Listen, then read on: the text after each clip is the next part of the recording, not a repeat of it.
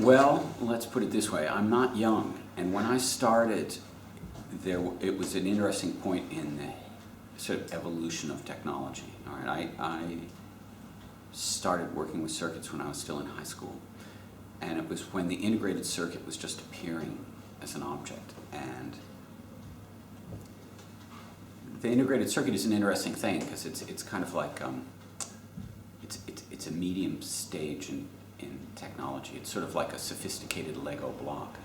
You know, you still have to build, but you can kind of snap together. Whereas I look at the technology that people like David Tudor or David Behrman had to deal with, where they had to actually build things up from transistors, and you sort of had to know what you were doing. And with integrated circuits, you didn't. And I built my first circuit when I was 17. It was an oscillator circuit. It was ugly as sin, but it sounded wonderful. And I discovered later that all these other artists, it had been their first circuit as well, because it was this one chip that came out actually to make the tones in a touch-tone phone. Right. And everybody started using it for doing music with it. And we were driven by poverty and necessity, which is, if you want to think about the electronic music of the time, think about Keith Emerson in front of the huge Moog. Yeah. And there was no way a 17-year-old kid could afford that.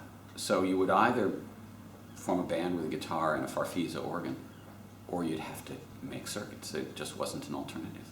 Yeah. Pre-laptops, pre-MIDI, it was early. So there was this generation of artists who sort of were college age or teenagers in the 70s when this technology was available. And that was that sort of kind of the golden age of the first wave of circuit-based music in America.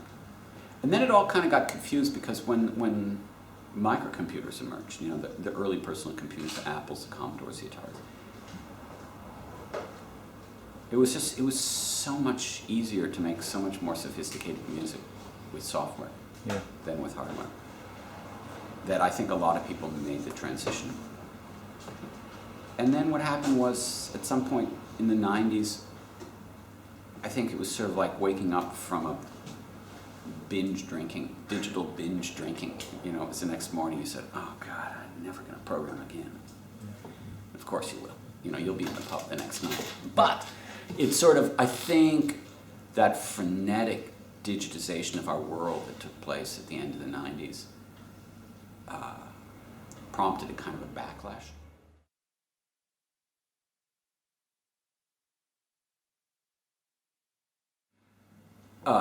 Yeah, because I do both. I mean, at the moment the biggest thing that I'm working on musically is software based. I'm involved in a big programming project at the moment, and I'm constantly moving back and forth between those two domains. And I've thought a lot about, how do you think when you think with software, and how do you think when you think with hardware?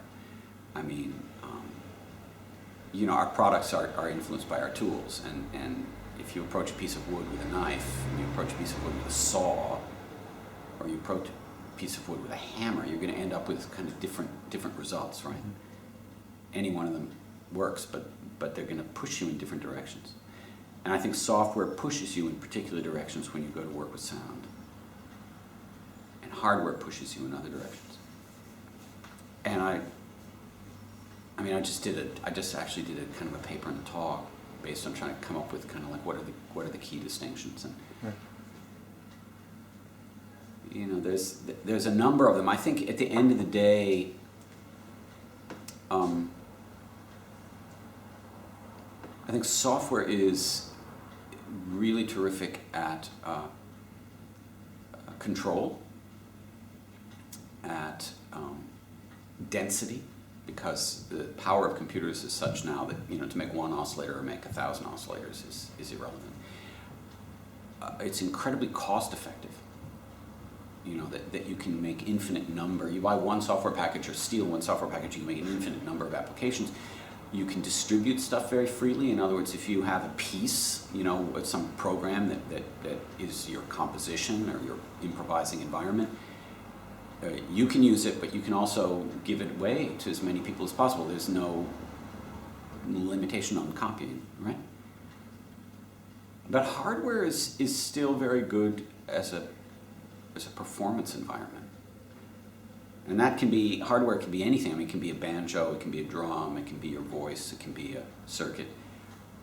I think the physical world is still better suited for interaction with our physical bodies. Mm-hmm. So very often it's in the area of performance and improvisation, for example, that hardware devices of all sorts seem to play a more important role than you would think, given the evolution of the sophistication of software. I think this is one of the reasons why, the Arduino has been in many ways the kind of the missing link in unifying our musical world. Because I worked with Stein in Amsterdam for a long time, and they really worked hard on a kind of a pre-Arduino microcomputer to try to build alternate controllers and this and that. And it was brilliant, a sensor lab. But it was very expensive. And I think at the time in the 90s, it was a little daunting for artists to work with. It was like, maybe a little difficult. And now the Arduino, it's so cheap, and I think that people are used to the idea of programming, more used to the idea of programming, even if you're not a programmer. Yeah. And there's all these support groups and online resources, so that I think that the taking that first step to build some goofy control interface for your laptop using an Arduino is much easier now than it was 10, 20 years ago. And I think that is really doing a terrific job of breaking down this hardware-software distinction. Because I think that there's a lot more artists, both musicians, sound-oriented people, and visual artists, who are using this kind of glue technology to integrate digital media into the physical world. And I think that's a very nice because it's less ideologically pure.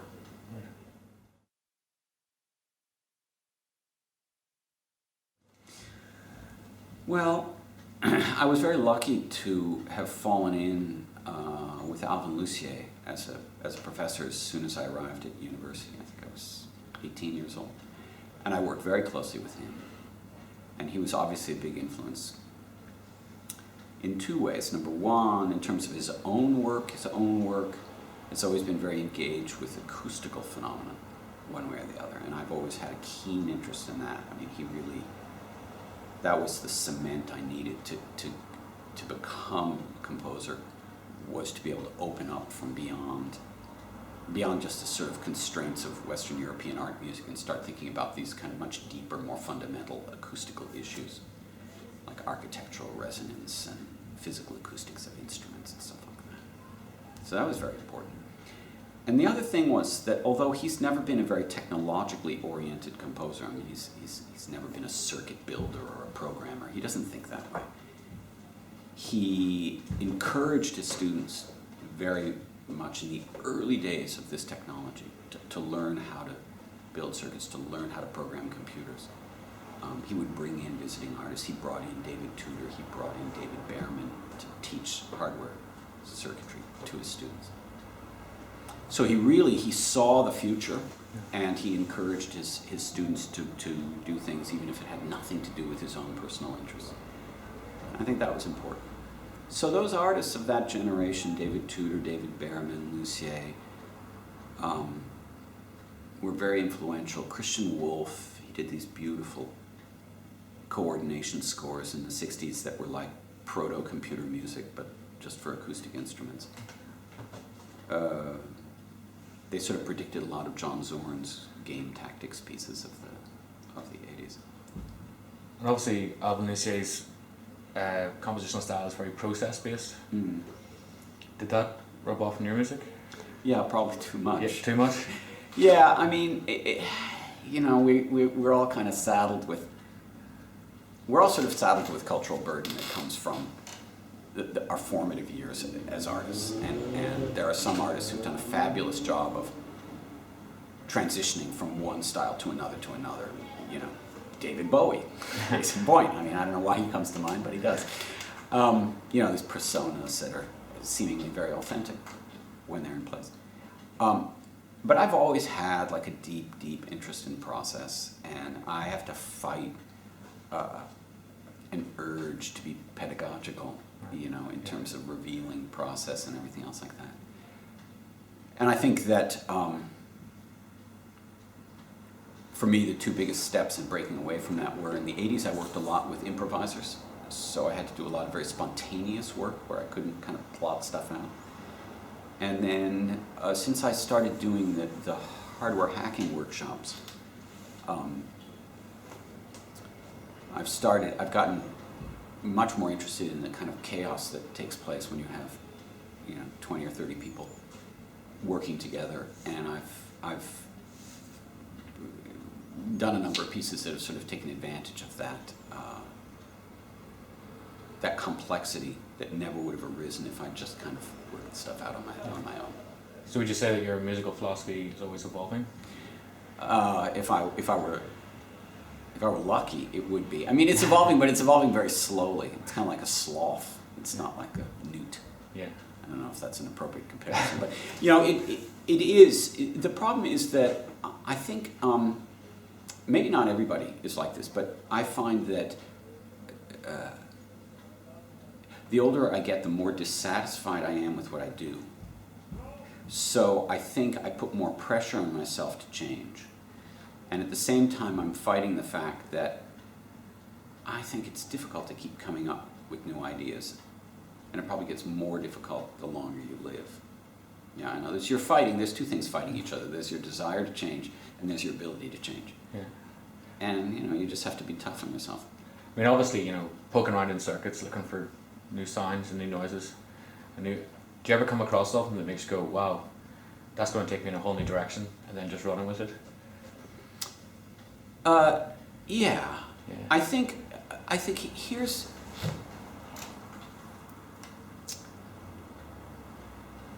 okay. The way you approach the tools that you use, all right. You know, the traditional model of a composer, you know, you're going to write a piece for piano.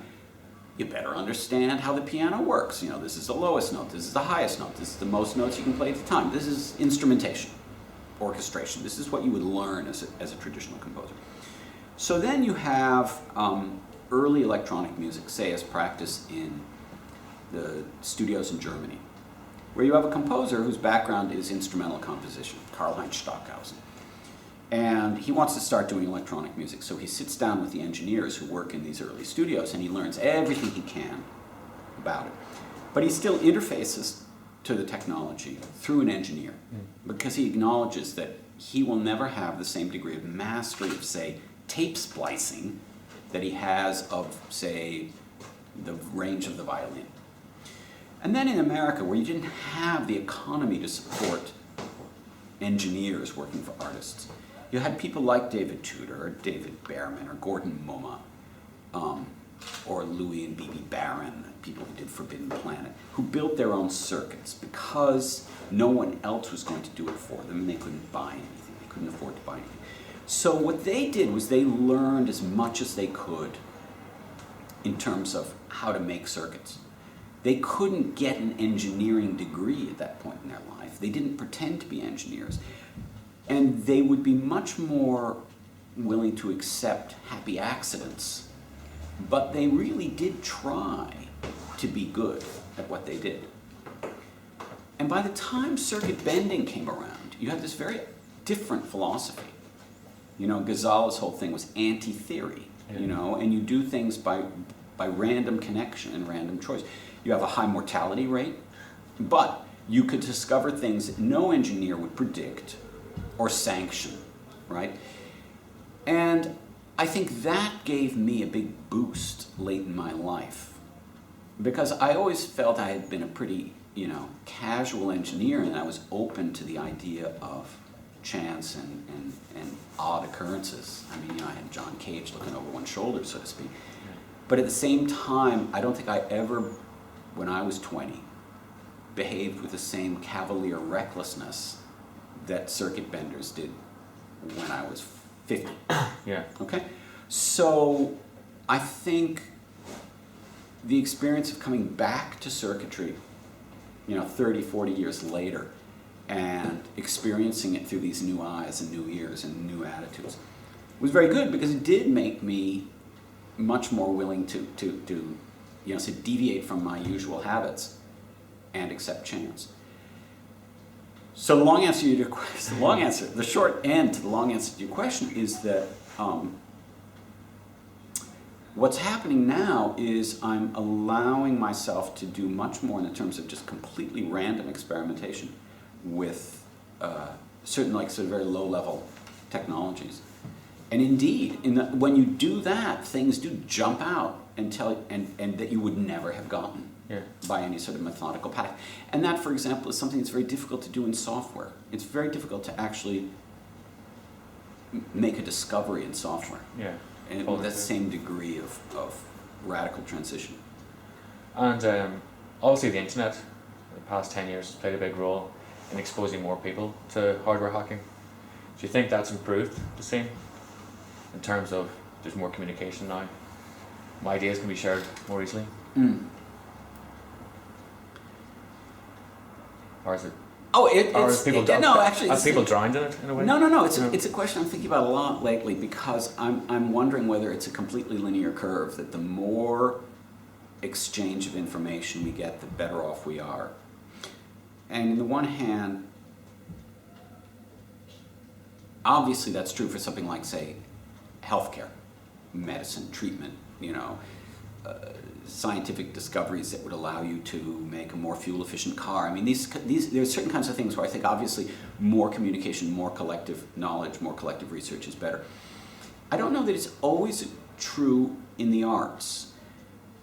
I think that part of what made the epoch in which I was a young student, the 70s, so important musically, were that there was a relatively small scene with relatively limited communication, just enough to get you through trouble, but it allowed these sort of separate little scenes to grow up kind of independent of one another, and you would get there's this sort of simultaneous invention of similar ideas in different locations by different pieces. The ideas of, say, the loop.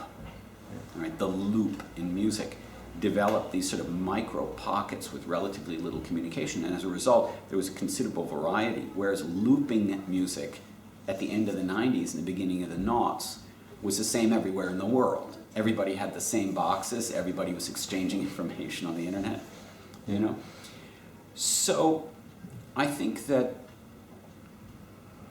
obviously the difference between the success of the Arduino and the lack of success of the Sensor Lab has partly to do with the fact that one cost €3,000 and the other cost €30.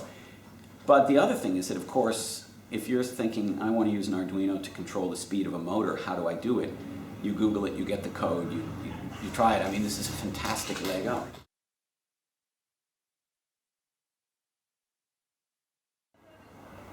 Well, that's a good question. I think I see a few trends at the moment, which are interesting. I mean, one is an incredibly rapid adaptation of software-based platforms, say like Arduino and LilyPad and this stuff. What's the new one? That's the PC. Raspberry Pi. Raspberry Pi. That's actually, it wasn't LilyPad. Raspberry Pi. I think technologies like that can blossom much more quickly because of the exchange of information. Yeah. It's like SETI or something. It's just you have so many people working on it and sharing information that it's just much more rapid in terms of how quickly this stuff can be adopted and mainstreamed. So I think that's a direction things are going in. I think the business of rapid prototyping and 3D printing and this kind of stuff is really going to change how we look at objects, physical objects. Yeah. And it's going to mean that there's going to be a much faster, cheaper turnaround of making things, and that maybe things will become a little bit more like software in terms of their ability to be ported and customized and sent around cheaply. What about in terms of music? Well, what I've seen lately that I find the most interesting, and a lot of this is just my personal taste, is I've seen the development of these scenes that are based on very low-level electronic technology, not Arduinos, not Raspberry Pis, but people who are opening up hard drives and playing the platters with phono cartridges, or are using clockwork mechanisms as sort of percussion instruments and sequencers, or returning to feedback for yet another flavor of feedback-driven music. There are some people who are actually making their own components. They're figuring out how to make semiconductors out of household chemicals. And it's not just a scientific experiment. They're doing a very interesting form of music. I think that there's a very nice melding at the moment between musicians who come out of the improvised music scene, free improvisation, sometimes it's noise, it's like the noise rock, noise pop scene, and people working with electronics and technology. Well,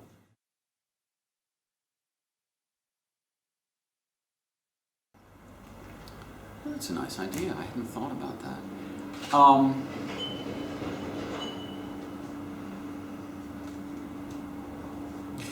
It is, except that it doesn't sound very weird. In other words, the odd thing is that I think the sonic focus is very coherent. It's about it's like you take the way an improviser approaches, say, doing a piece for guitar where they're going to really push the limit of the guitar. It's always going to sound like a guitar, but they're going to bring in new types of technique for playing the strings. They're going to bow the string, they're going to use a vibrator on the string, this or that.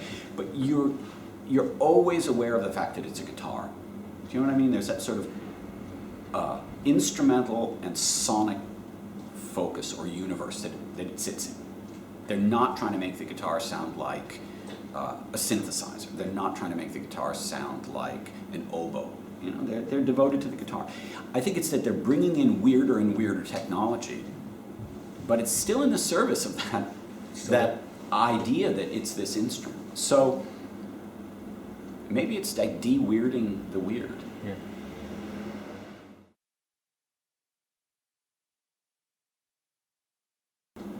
When I do this circuit, that's kind of like the core way I get people started with chips.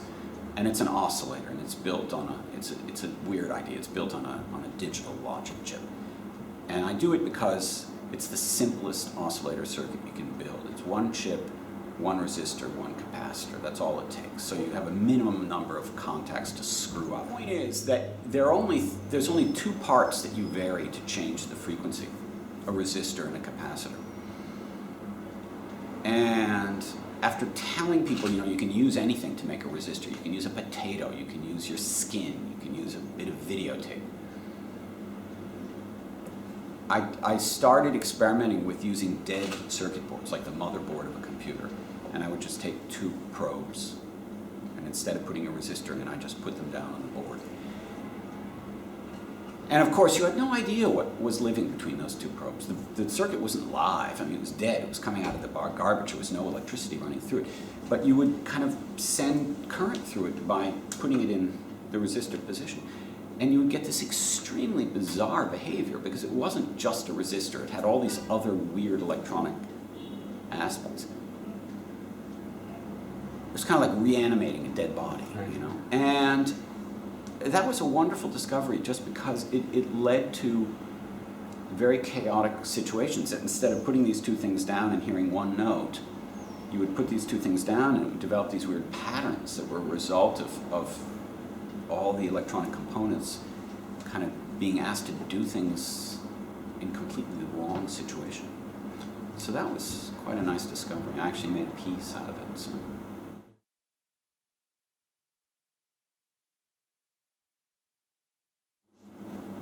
Yeah, this is what we were talking about before. What's the barrier that you face, before you kind of do your first hardware-based project, right? I think soldering is a big barrier for people. You know, it's like learning to tie your shoes, but you can do it. You can learn to tie your shoes. So I like to start with doing things you can just use clip leads for. I don't know what you call them here. You know, Crocodile clips. Crocodile clips, right? Because it's like hanging up your laundry. In other words, you know, it's like there isn't any big threshold of, and you can't burn yourself. You can pinch yourself, but you can't burn yourself. I think that's like a very, very good way to start, is to do things you can just do with clips. And the other thing is those little plastic blocks called breadboards that you can put circuits together by just pushing things in and putting wires in. Again, it's like Lego. I think you can spend a lot of time messing around that way and never bother to solder up a circuit. And you know, at a certain point you'll make something that you like enough that you kind of want it to be permanent. And then you'll go out and you'll get a couple of beers and a soldering iron, and you'll just settle down one night and do it. You know, and you'll do it wrong several times, and you know, but you know, if the goal is there, you can do it.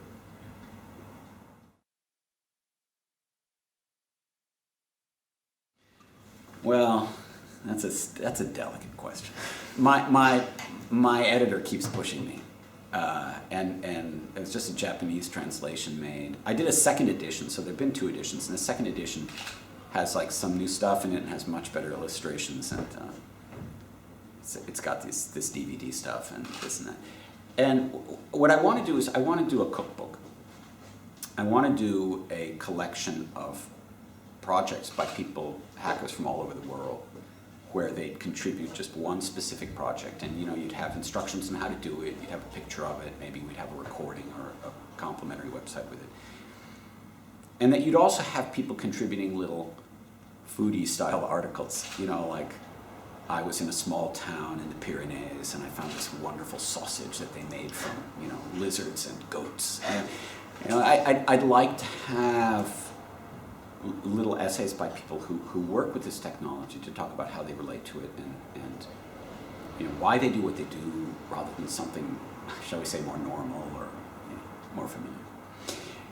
But I work very slowly, and I have a suspicion that by the time I actually act on this, someone else will do it.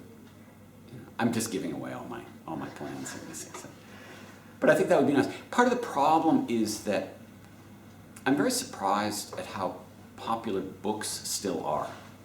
You know, that especially in a field like this, you can find thousands and thousands of websites with hacks and bends and little circuit demos and YouTube videos and everything else like that. Why would anyone go out and buy a book?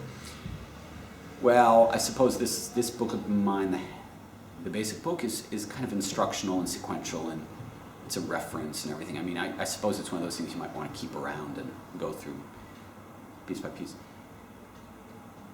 But if you want a collection of 100 artists' hacking projects, you could probably just do it by Googling for a day. So it raises the question of, is it worth killing trees for that one? So, we'll see.